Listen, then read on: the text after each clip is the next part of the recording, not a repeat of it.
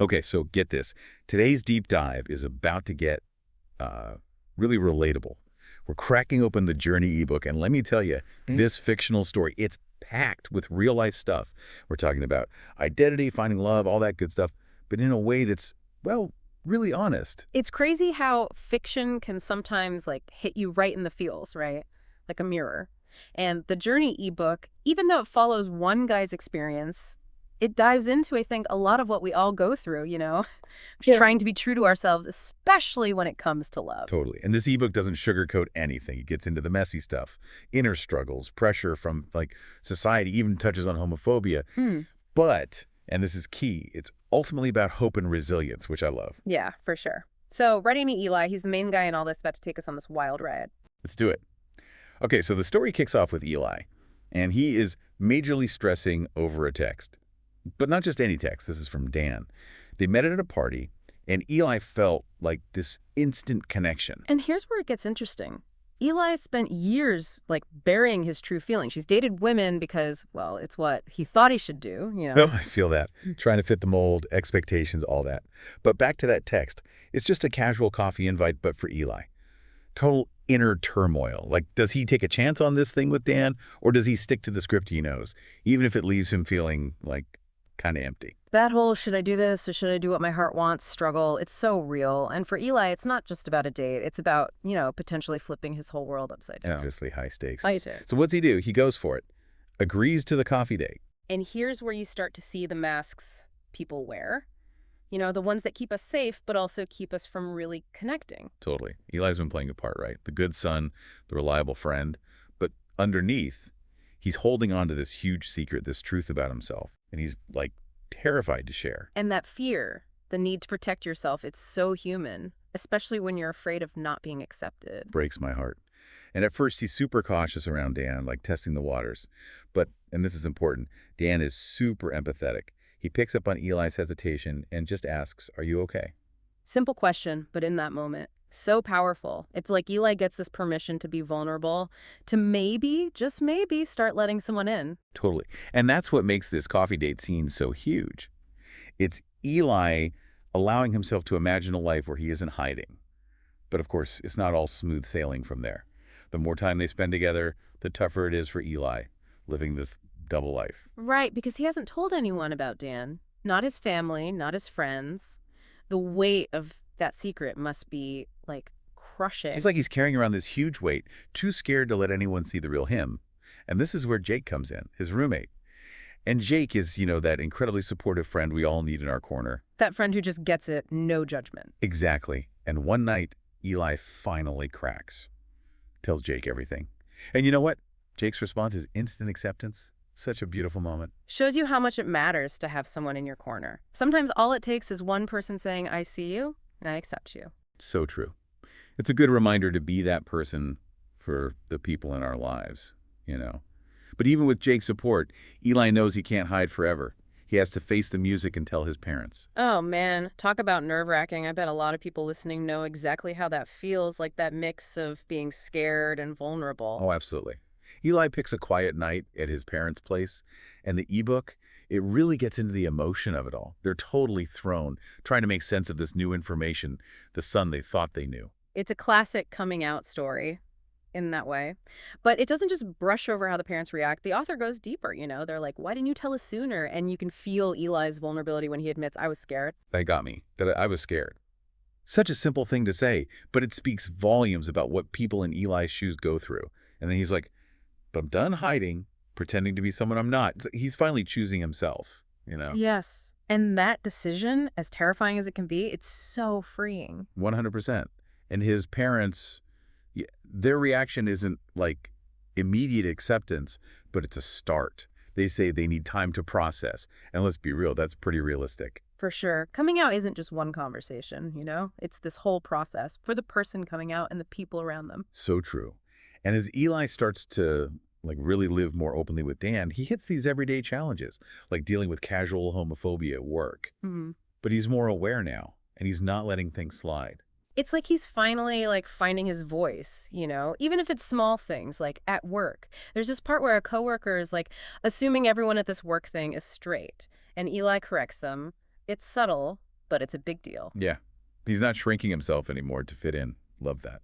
Totally. And this new confidence, it's like it spills over into his personal life, too. Remember that dinner party he throws? The one where he invites both Dan and his parents? Oh, yeah. That was intense. Things were still, like, a little shaky with his parents trying to understand everything, and you could just feel this, like, tension in the air. And the way the author uses little details to show how things are changing between them, Yeah. so good. Like Eli's mom, she's really looking around their place, noticing how Dan's stuff fits in with Eli's. It's like she's trying to wrap her head around this new reality. Right. Trying to connect the dots between the life she pictured for Eli and, well, the life he's actually building. It's a process, for sure. And then Eli's dad does something totally unexpected. Like, he addresses the elephant in the room. He does. He tells Eli they're like trying, that seeing him happy with Dan is helping them come to terms with it all. It's such a raw, honest moment between them. It's a breakthrough, for sure. You can feel that genuine connection starting to build. And yeah, it's not perfect, but it feels real. Exactly. And that's what makes this story so relatable, right? Families, they're messy, but there can still be love and acceptance, even with the awkwardness and uncertainty. For sure. Okay, so we've got Eli figuring out his personal life, finding his voice at work, things with his parents are a work in progress.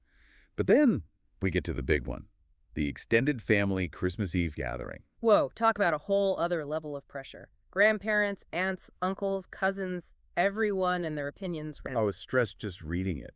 He was so brave telling his parents, his friends. But now he's facing a whole new set of expectations. And it's so interesting how the author shows all the different reactions within the family. Like you can feel the judgments from some, then there are the well-meaning but kind of nosy questions, and even like a really inappropriate joke or two. Oh yeah, totally. It really shows how much work it can be for LGBTQ people to like educate and deal with those situations, especially during what's supposed to be a happy family thing. But in the middle of all that, there's this amazing moment of pure acceptance. Yes. Remember how we were talking about the power of small moments? Well, it's Eli's grandmother who just like steals the show. She's the best. She tells Eli she's proud of him for living his truth, says Dan seems like a good guy, and that's all that matters. So good, right? Especially coming from someone who like represents those traditional family values. It's powerful, and it kind of shifts the whole mood of the gathering. For real, it's like she gives everyone else permission to just accept them too. It's a good reminder that love and acceptance can totally exist even in families where, different generations might see things differently.